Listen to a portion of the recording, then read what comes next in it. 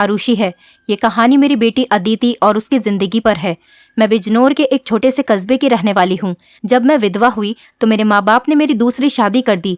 एक ऐसे व्यक्ति से कर दी जिसका पहले से ही एक बेटा था और मेरे पास भी एक बेटी थी। अब मेरा बेटा और बेटी एक ही कमरे में सोते थे, मगर सुबह उठते ही मेरी बेटी बेड की चादर दिन प्रतिदिन चेंज कर देती, फिर मुझसे छुप छुप कर पुरानी चादर धोती और खुद नहाने चली जाती। कई बार तो मेरी बेटी बेहोश भी हो जाया करती थी। वो दिन ब दिन बहुत कमजोर होती जा रही थी। एक दिन सुबह उठकर मैं जल्दी से बेटी के कमरे में चली गई, मगर आगे का माहौल देखकर मैं शर्म से पानी पानी हो गई। दिल से एक यही बात निकली कि भगवान ऐसा मंजर कभी किसी माँ को न दिखाए, क्योंकि वहाँ मेरी बेटी और बेटा। मैं शादी के 2 साल बाद ही विधवा हो गई थी। उस वक्त मेरी उम्र 18 साल थी, क्योंकि मेरे माँ बाप ने मेरी शादी 16 साल की उम्र में ही कर दी थी। मैं अपने माँ बाप की इकलौती बेटी थी, मगर मुझे ऐसा लगता था मैं उन पर एक बहुत बड़ा बोझ हूँ, मानो जैसे कि मैं उनकी बेटी ही नहीं थी। मेरे पैदा होने के बाद ही मेरी माँ कोई खुशी नहीं देख पाई थी और मेरे पिता, उनको तो बेटे की बहुत चाहत थी, इसीलिए वो मुझे नापसंद करते थे और हमेशा ही मुझसे अलग रहते थे। मुझे दिल से प्यार नहीं करते थे, वो मुझे अपना मानते भी नहीं थे और मुझ पर बहुत गुस्सा करते थे। कुछ खानदानी सख्तियों की वजह से मेरे पिता दूसरी शादी भी नहीं कर सके। बस इसी कारण वो मुझसे बहुत नफरत करते थे, हर वक्त मुझसे सख्ती से ही बात करते थे और इसी वजह से उन्होंने मेरी शादी भी जल्दी ही करवा दी थी। मेरा पति सरकारी स्कूल में एक शिक्षक था। हमारी एक 3 साल की बेटी भी थी, मगर एक दिन विद्यालय से आते हुए रास्ते में उनका एक्सीडेंट हो गया और मौके पर ही उनकी मृत्यु हो गई। वो भी मेरा साथ छोड़ गए। वो दिन मेरे लिए किसी कयामत से कम नहीं था। मुझ पर तो परेशानियों के पहाड़ ही टूट पड़े थे। कुछ दिन गुजरने के बाद मेरे सास ससुर ने भी मुझे मेरे माँ बाप के घर भेज दिया। शायद उन पर भी मैं बोझ ही थी। वो भी मुझे अच्छा नहीं समझते थे। उनके ख्याल से मैं मनहूस औरत थी। मैंने ही जैसे उनके बेटे को मार दिया हो। फिर मैं चुपचाप अपने माँ बाप के साथ उनके घर आ गई। मेरे माँ बाप ही मुझे बोझ ही समझते थे। मैं अपनी बेटी को सीने से लगाकर अकेले अकेले बहुत रोती थी। फिर कुछ दिन बाद मेरे माँ बाप ने मेरी दूसरी शादी कर दी, एक ऐसे व्यक्ति से जिसका पहले से ही एक बेटा था और मेरे पास भी एक बेटी थी। हम दोनों एक जैसे थे, इसीलिए हमारी शादी हो गई, वरना मेरे तो अच्छे रिश्ते भी नहीं आते थे। उसका बेटा मेरी बेटी से 1 साल छोटा था। उसके बेटे का नाम अभिषेक था और मेरी बेटी का नाम अदिति था। हम लोग साथ ही रहने लगे और वक्त इसी तरह गुजरने लगा। देखते ही देखते अदिति 16 साल की हो गई और अभिषेक 15 साल का हो गया। जब अभिषेक के पिता का देहांत हो गया, वो भी इस दुनिया से चले गए। मतलब मेरे दूसरे पति भी हमेशा हमेशा के लिए हमें छोड़कर चले गए। उनकी हमेशा ही तबीयत खराब रहती थी। उन्हें तरह तरह की बीमारियों ने घेर रखा था, लेकिन उनकी बीमारियों के साथ जैसे तैसे गुजर बसर हो रहा था। उनके जाने के बाद मानो जैसे घर की रौनक ही उड़ गई हो। हमारा अपना मकान था, इसीलिए किराए की चिंता नहीं होती थी और मेरे घर में ही एक किराना की छोटी सी दुकान थी। एक दिन जब हम सब लोग सो रहे थे, फिर अचानक ही बहुत जोर से आवाज आई।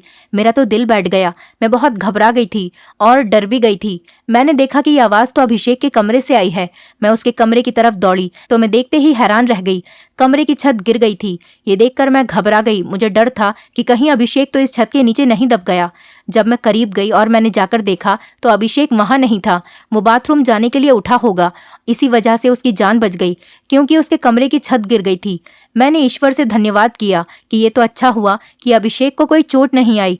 अगर उसको कुछ हो जाता तो मैं उसके स्वर्गवासी पिता को क्या मुंह दिखाती। लेकिन अब हमारे पास इतने पैसे नहीं थे कि हम उस छत को दोबारा डलवा सकते। कमरे का तो कबाड़ा ही बन गया था। सारी छत गिर चुकी थी और हमने उसको उसके हाल पर ही छोड़ दिया। उसके बाद मैंने अपने लिए अपना बिस्तर रसोई में ही डाल दिया और कमरे में दोनों बच्चों को सोने के लिए कहा, क्योंकि बाहर तो बहुत ज्यादा सर्दी थी और बाहर कोई सो भी नहीं सकता था और कमरे में एक बेड और एक चारपाई ही थी। 2 लोग भी बहुत मुश्किल से सो पाते थे।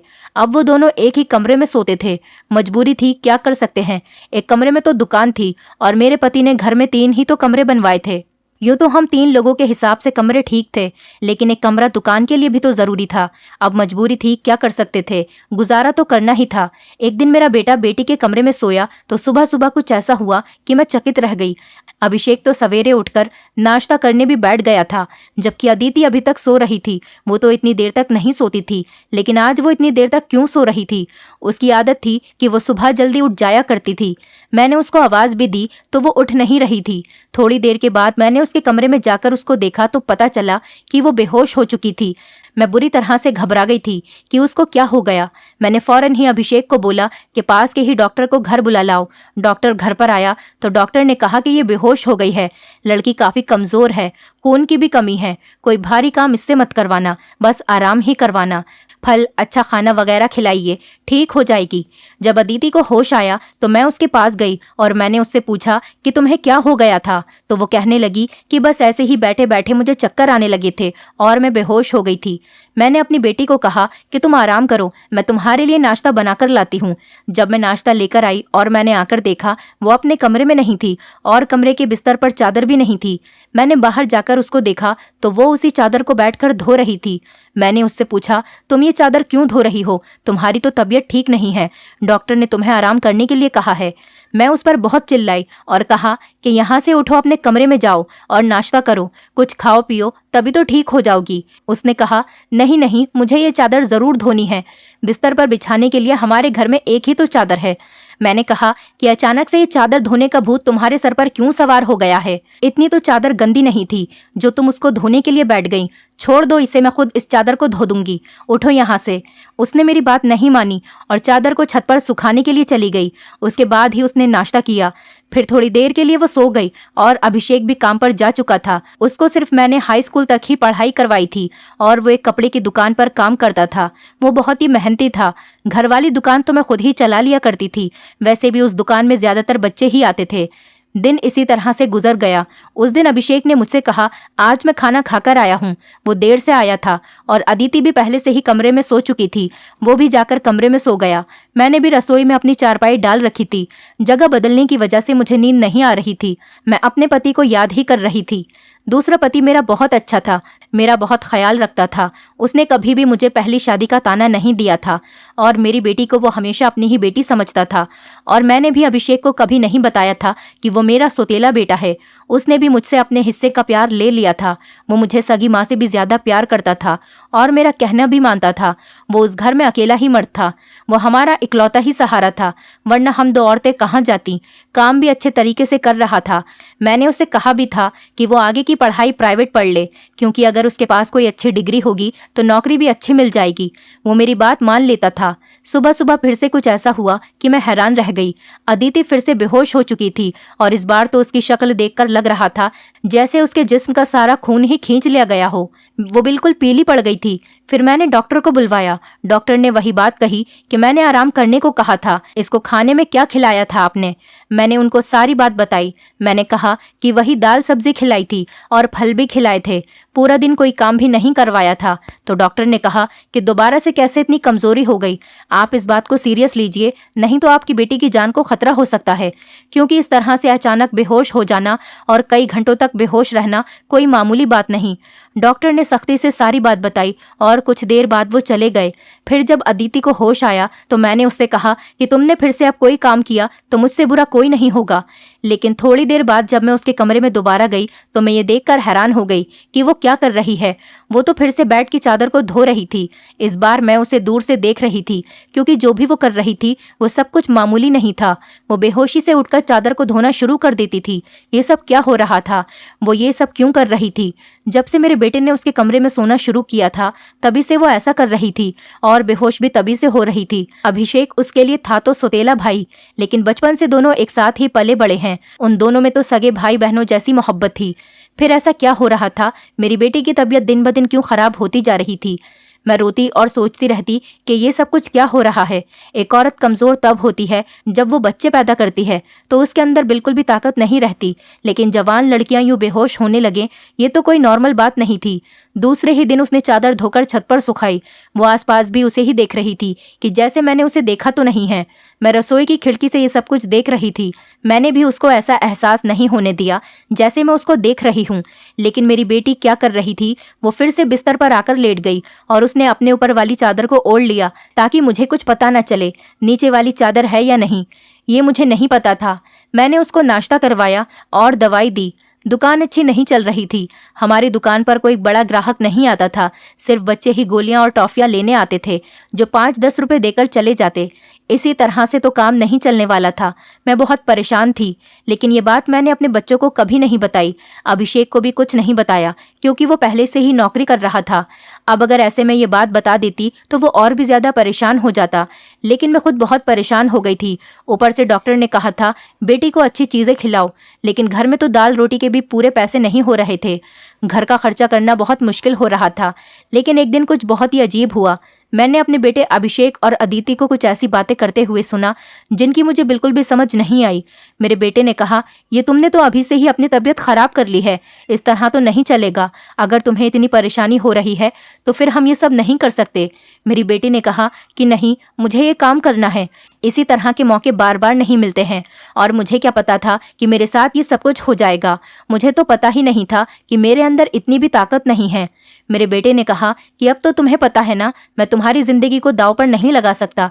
तो मेरी बेटी का कहना था कि नहीं, सिर्फ 2-4 हफ्तों की बात है, उसके बाद ये मौका नहीं मिलेगा। ये सब क्या हो रहा था, मुझे कुछ समझ नहीं आ रहा था। ये दोनों क्या बातें कर रहे हैं।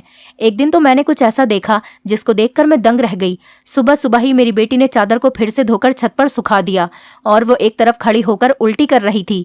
मैंने कहा कि क्या हो गया है तुम्हें। वो घबरा गई और कहने लगी कि अचानक से मेरा दिल खराब हो गया। मैंने कहा, क्या मतलब है इस बात का कि दिल खराब हो गया तुम्हारा? क्या खा रही हो तुम ऐसा, और चादर को बार बार क्यों धोती हो? क्या छुपा रही हो मुझसे? अगर मुझे पता चला कि तुमने कोई ऐसी वैसी हरकत की है जिससे मेरी और तुम्हारे बाप की इज्जत दांव पर लग गई, तो मैं तुम्हें कभी माफ नहीं करूंगी। मेरी बेटी हैरान हो गई। उसने कहा, माँ, आप किस तरह की बातें कर रही हैं?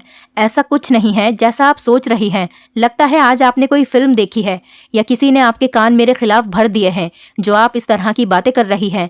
मैं ऐसा क्यों करूंगी? और अगर मैंने इस चादर को धो दिया है तो क्या हो गया? चादर गंदी हो गई थी, बस इसीलिए धो दिया। आपको तो पता है कि कई दिन से मेरी तबीयत खराब है, तो दवाई खाने की वजह से मेरे पेट में भी खराबी हो रही है। अगर मुझे उल्टी आ गई तो इसका और कोई मतलब नहीं है। मेरी बेटी मुझसे इस तरह से बात कर रही थी। मैंने उसके मुंह पर थप्पड़ दे मारा और वो जमीन पर गिर गई। तभी अचानक अभिषेक भी आ गया। उसने कहा कि माँ, आप ये क्या कर रही हैं? आपने इस पर हाथ क्यों उठाया? तो मैंने उससे कहा, हाँ, मैंने इसको मारा है, इस पर हाथ उठाया है। ऐसा तो मुझे बहुत पहले ही करना चाहिए था, लेकिन अभी मैं पूरी तरह से बात की तह तक नहीं पहुंची हूँ। जिस दिन मुझे पता चल गया तुम दोनों के बारे में, उस दिन देखना। अब मुझे खुद पता नहीं था कि मुझे क्या हो गया था। मेरे दिल में जो बात आ रही थी मैं वही बोलती जा रही थी, जो कि मुझे इस तरह नहीं करना चाहिए था। रात को अचानक मेरी आंख खुली और मैंने देखा कि मेरे बच्चों के कमरे की लाइट जल रही थी। उस वक्त वो क्या कर रहे थे? उनको तो इस समय सो जाना चाहिए था, और मुझसे तो शाम को कह रहे थे कि आज हम जल्दी सो जाएंगे। मैं जब कमरे के करीब गई तो वो ना सिर्फ जाग रहे थे बल्कि बातें भी कर रहे थे। किसी बात पर बहुत ज्यादा खुश हो रहे थे। मेरा बेटा कह रहा था कि तुम बहुत खुशकिस्मत हो, तो बेटी कहने लगी कि हाँ, खुशकिस्मत तो मैं हूँ, लेकिन अभी कल फिर से जब मेरी तबीयत खराब होगी तो माँ मुझे देखकर बहुत परेशान हो जाएंगी। कब तक ऐसा झूठ बोलेंगे? बेटा बोला, बस कुछ दिन और कर लेते हैं, फिर सब कुछ ठीक हो जाएगा। मैं उनकी बातें सुनकर हैरान रह गई। आज मुझसे रहा नहीं गया। मैंने कमरे के दरवाजे को खोलने की कोशिश की तो मैं हैरान रह गई। उन्होंने दरवाजे को अंदर से बंद क्यों किया था? क्या वजह थी दरवाजा अंदर से बंद करने की? वैसे भी अब मौसम बदल रहा था, उनको दरवाजा खोलकर सोना चाहिए था। मैंने दरवाजे पर बार बार दस्तक देना शुरू कर दिया, लेकिन इस तरह से दस्तक देने के बावजूद भी उन लोगों ने दरवाजा खोलने में आधा घंटा लगा दिया। और उसके बाद जब मैंने कमरे में देखा तो उनके अलावा कमरे में कोई भी नहीं था, और वो दोनों ऐसी शक्ल बनाकर बैठे थे जैसे नींद से जागे हों।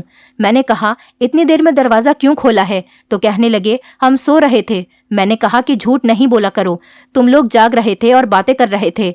उन्होंने कहा कि हम क्यों इस समय जागेंगे और क्यों बातें करेंगे? हमारा कौन सा कल पेपर है जो हम तैयारी करेंगे और जागेंगे? हम लोग तो सो रहे थे। मुझे उन दोनों की हरकतें समझ नहीं आ रही थी। मेरे पास बोलने के लिए कोई शब्द नहीं थे। मुझे उनकी बातें समझ नहीं आ रही थी, क्योंकि वो दोनों तो ऐसे ही बैठे थे जैसे नींद से अभी अभी जागे हों। उसके बाद मैंने उनको कुछ नहीं कहा और वहां से चली गई। लेकिन मैं सोचती थी कि कोई ना कोई गड़बड़ तो जरूर है। मैं ये देखकर हैरान रह गई। एक दिन मेरी बेटी के बाजू में नील के निशान भी थे। ये तो जख्म के निशान थे। मुझे समझ नहीं आ रही थी कि उसे क्या लगा था। मैंने उससे पूछा तो उसने कहा कि छुरी लगी है, लेकिन छुरी तो उंगली पर लगती है, बाजू पर नहीं। मेरी बेटी कोई न कोई बात ऐसी है जो मुझसे छुपा रही थी। कभी बेहोश हो जाती थी, कभी उसके शरीर पर अजीब अजीब तरीके के निशान होते थे, और कभी उठकर अपने बेड की चादर धोने लग जाती थी और मुझे कमरे में जाने नहीं देती थी। मेरा दिमाग जिस तरफ जा रहा था मैं वैसे ही सोचना नहीं चाहती थी। मेरी गलती थी, मैंने आग और पानी को क्यों एक साथ रखा? मुझे ऐसा नहीं करना चाहिए था। मैंने सोच लिया कि मुझे अब क्या करना है। जवान लड़का और लड़की को मुझे एक साथ एक ही कमरे में नहीं सोने देना चाहिए था। गलती तो मेरी ही थी, मुझे इन सब बातों का ध्यान रखना चाहिए था। अभिषेक था तो अदिति का सौतेला ही भाई। नियत बदलते देर नहीं लगती। जवानी की इस उम्र में बच्चे बुरी संगतों में पड़ ही जाते हैं। सगा भाई तो सगा होता है और सौतेला भाई सौतेला। तो फिर मैं कैसे सौतेले भाई बहन को एक साथ एक ही कमरे में सुला रही थी? ये मेरी ही गलती थी। जब हम ही बच्चों पर ध्यान नहीं देंगे, परेशानियां तो पैदा ही होंगी। अच्छी बुरी बातों का ध्यान तो हमें ही रखना होता है। बच्चे तो नादान होते हैं और नादानी में ही बहुत सारी गलतियां कर बैठते हैं। जैसे जैसे विचार मेरे दिमाग में आ रहे थे, अगर ये सारे विचार सही हो गए तो फिर सारा का सारा कसूर मेरा ही होगा। मैंने अपने बेटे और बेटी पर नजर रखी थी। एक दिन मेरा बेटा बेटी को कोई चीज लाकर दे रहा था। मैं छुपकर उनकी बातें सुनने लगी। उसने कहा कि ये तुम्हारी दवाई है, इस परेशानी के लिए ये दवाई ले लो तो सब कुछ ठीक हो जाएगा। उसने मेरी बेटी को छुपाकर वो गोलियां दी। मैं परेशान हो गई कि ये किस चीज की गोलियां उसको दे रहा है। आखिर ऐसी क्या बात है जो परेशानी ये दोनों हल करना चाहते हैं और उसके बारे में मुझे नहीं पता। और ये दवाइयां कुछ अजीब सी क्यों लग रही थी? मेरी बेटी ने भी वो दवाइयां फौरन से पकड़ ली और उनको अपने दुपट्टे के पल्लू में छुपा लिया। बेटे ने कहा कि रात को सोने से पहले खा लेना, तो फिर अगले दिन तुम बेहोश बिल्कुल भी नहीं होगी। और 2-3 दिन तक तो मेरी बेटी वाकई बेहोश नहीं हुई थी, लेकिन उसके बाद शायद उसकी वो गोलियां खत्म हो गईं और एक दिन बाद फिर से मेरी बेटी बेहोश हो गई थी। मेरा बेटा भी घर पर नहीं था, इसीलिए मैंने आज फायदा उठाने के बारे में सोचा। मैंने वो चादर बहुत ही होशियारी से बेटी के नीचे से खींच ली और उसको तरीके से तय करके अपने कमरे में ले आई। मुझे खोलकर देखना था कि इस पर ऐसा क्या लगा होता था जिसकी वजह से मेरी बेटी सुबह उठते ही उसे धोना शुरू कर देती थी और यहाँ तक कि अपनी बीमारी का भी ख्याल नहीं करती। जब मैंने चादर को खोलकर देखा तो पहले तो मुझे कुछ नजर नहीं आया, लेकिन जब मैंने ध्यान से देखा तो ये देखकर मैं हैरान रह गई कि उस चादर पर सफेद सफेद बाल थे और पूरी चादर बालों से भरी हुई थी। मुझे समझ नहीं आई ये किस चीज के बाल हैं, क्योंकि ये बाल बिल्कुल सफेद और छोटे छोटे बाल थे। मैं हैरान हो गई, लेकिन मुझे ये बात समझ नहीं आई। मैं सोचती रही कि ये सब कुछ क्या हो रहा है। मैं बेटे और बेटी की हरकतों पर नजर रख रही थी, इसलिए सारा कुछ अपने दिमाग में सोच रही थी, लेकिन मैं किसी नतीजे पर नहीं पहुंची थी। तब तक मेरी बेटी को ये पता चल ही गया कि चादर मैंने देख ली है, तो वो मेरे पास आकर बैठ गई और कुछ अजीब सी घबराई हुई नजर आने लगी। उसके बाद मैंने उससे पूछ लिया कि क्या बात है, क्यों परेशान लग रही हो? तो उसने कहा कि माँ, वो चादर कहाँ है? तो मैंने उससे कहा कि वो तो मैंने धोकर डाल दी है। ये कहकर वो मेरे पास से जाने लगी, तो मैंने उसका हाथ पकड़कर उसे रोक लिया और मैंने कहा कि मैं सब कुछ देख चुकी हूँ। उस चादर पर जो भी लगा हुआ था मुझे बता दो, ये सब कुछ क्या है? तुम मुझसे इतने दिनों से क्या छुपा रही हो? मैं बहुत परेशान हो गई हूँ, मेरे दिमाग में बहुत बुरे बुरे विचार आ रहे हैं। वो मेरे पास बैठ गई और फिर मेरी बेटी ने मुझे ऐसी बात बताई कि मेरे कदमों तले से जमीन निकल गई। मेरी बेटी ने मुझे बताया कि माँ, जैसा आप समझ रही हैं वैसा बिल्कुल भी नहीं है। दरअसल हमने देख लिया था कि इस घर के हालात अच्छे नहीं चल रहे। घर की दुकान भी नहीं चल रही थी और भैया भी कुछ खास पैसे नहीं कमा रहे थे, लेकिन हमें ऐसा कोई काम नहीं मिल रहा था जो हम लोग कर पाते। फिर भैया के एक दोस्त ने उसको एक काम दिया। दरअसल उसने कुछ बहुत ही नस्ली किस्म के बिल्ली के बच्चे रखे हुए थे जो कि 3 से 4 की तादाद में थे, लेकिन उनको संभालना उसके बस से बाहर था। इसलिए उसने हमें उन बच्चों को संभालने का काम दिया और उस काम के बहुत सारे पैसे दिए। दरअसल भैया भी पूरा दिन वहीं होते थे, लेकिन रात में भाई को आराम भी करना होता था, इसलिए उन बिल्ली के बच्चों को कमरे में ले आते थे और मैं उनको संभाल लेती थी। उन्हीं के बाल सुबह चादर पर लगे हुए थे, जिसको मैं सुबह को धो देती थी, क्योंकि हमें पता था कि आपको इस तरह की चीजें अच्छी नहीं लगती और हम आपको ये सब कुछ बताना भी नहीं चाहते थे। हम ये सब काम कर रहे हैं और मुझे बाद में पता चला कि मुझे बिल्ली के बच्चों से एलर्जी हो जाती है, जिसकी वजह से मैं सुबह को बेहोश हो जाती थी। भैया ने मुझे जो दवाइयाँ लाकर दी थी वो भी इसी चीज़ की थी, ताकि मेरी एलर्जी कम हो जाए। माँ, भैया का वो दोस्त बहुत अमीर है और वो इस काम के हमें बहुत ज़्यादा पैसे भी दे रहा था। वो हमें एक दिन के 1,000 रुपये दे रहा था और आज उन बच्चों का हमारे घर में आखिरी दिन था, क्योंकि अब वो उन्हें लेकर दूसरे शहर चला गया है और हमने इतने पैसे कमा लिए हैं कि हम उस कमरे की छत भी डलवा सकते हैं और घर का कुछ राशन भी ला सकते हैं। हमें पता है कि आपको पालतू जानवर पसंद नहीं है, इसीलिए हमने आपको ये बात नहीं बताई थी, लेकिन आपने तो न जाने हमारे बारे में क्या क्या सोच लिया, हम पर इतना शक किया। आपने हमारे बारे में जो बातें की वो हमारे दिल में तीर की तरह जाकर लगती थी।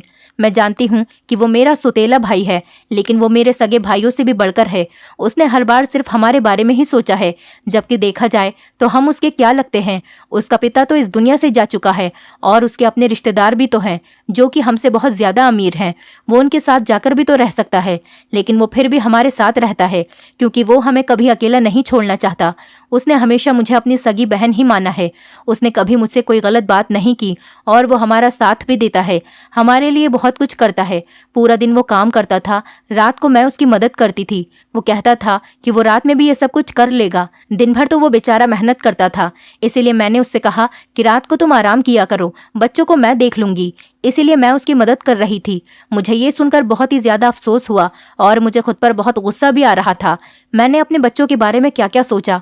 मैं अपने बच्चों के बारे में जितना गलत सोच रही थी, मेरे बच्चे उससे भी कई गुना ज्यादा अच्छे हैं। इतनी गलत बातें मैंने उनके बारे में सोची जितनी मुझे सोचनी भी नहीं चाहिए थी। हमने ये बात अभिषेक को नहीं बताई, अदिति ने भी उसको कुछ नहीं बताया कि मुझे सारी बात का पता चल गया, क्योंकि अब ये काम वैसे भी खत्म हो गया था और मैं उसकी नज़रों में और ज्यादा गिरना नहीं चाहती थी। कुछ दिन बाद अभिषेक ने उस कमरे की छत डलवा दी और अब हमारे घर का कमरा भी ठीक हो गया था। धीरे धीरे हमने बहुत मेहनत की। मेरी बेटी ने भी घर में बच्चों को ट्यूशन पढ़ाना शुरू कर दिया था। हमारे हालात पहले से बेहतर होने लगे। धीरे धीरे इतने बेहतर हो गए कि हमारे घर में कोई तंगी नहीं रही। मेरे साथ जिंदगी ने बहुत बुरा किया था, लेकिन अच्छा ये किया कि मुझे बहुत ज्यादा नेक और अच्छे बच्चे दिए, चाहे वो मेरे अपने थे या पराए। ईश्वर की कृपा से मेरे दोनों बच्चे बहुत ही मेहनती हैं और इस बात को समझते हैं कि अभी उनकी मेहनत के दिन हैं। हाथ पर हाथ रखकर नहीं बैठ सकते, क्योंकि उनके सर पर पिता का साया नहीं था और मैं भी कुछ खास कर नहीं सकती थी। इस बात का उनको एहसास था और ये एक बहुत बड़ी बात है। ईश्वर की कृपा है कि अब सब कुछ ठीक हो गया। ऊपर वाले का लाख लाख शुक्र हुआ। जैसा मैं सोच रही थी वैसा कुछ नहीं हुआ, लेकिन ऐसा हो भी सकता था। अगर ऐसा होता तो मैं कहाँ जाती। बस आखिर में इतना कहना चाहूंगी, जो ऊपर वाला चाहता है होता वही है। मेरे बच्चे बहुत समझदार हैं और उनके दिल में कोई ऐसी बात नहीं है, लेकिन फिर भी मैं ऐसी माँ को नसीहत करूंगी, बच्चों के साथ के इस मामले में थोड़ी एहतियात जरूर करें और वो गलती ना करें जो मैंने अपने बच्चों के साथ की है। मुझे दोनों को एक कमरे में नहीं रखना चाहिए था, क्योंकि जो ना हुआ और वो हो भी सकता था, और अगर वो हो जाता तो सब कुछ खत्म हो जाता। मेरे बच्चे तो समझदार थे, शायद मेरे साथ इसीलिए ऐसा नहीं हुआ। अपने बच्चों का ध्यान रखें, उनकी जिंदगी पर भी ध्यान रखें और वो कब क्या कर रहे हैं इस बारे में पूरी जानकारी रखें, और बच्चों पर प्यार करने के साथ साथ थोड़ी सख्ती भी रखें, और वो क्या गलती कर रहे हैं क्या नहीं, इन सब बातों के बारे में उनसे जानकारी लेते रहें और इस बात का ध्यान रखें जब बच्चे जवान हो जाएं तो उनका बिस्तर अलग कर देना चाहिए। आपसे भी यही सब कहूंगी कि अपने बच्चों का ध्यान रखें। दोस्तों, उम्मीद करती हूँ आपको हमारी कहानी पसंद आई होगी। कहानी पसंद आई है तो वीडियो को लाइक करें, चैनल पर नए हैं तो चैनल को सब्सक्राइब करें और हाँ, नोटिफिकेशन बेल को जरूर दबाएं ताकि अगली अपडेट सबसे पहले आपको मिले।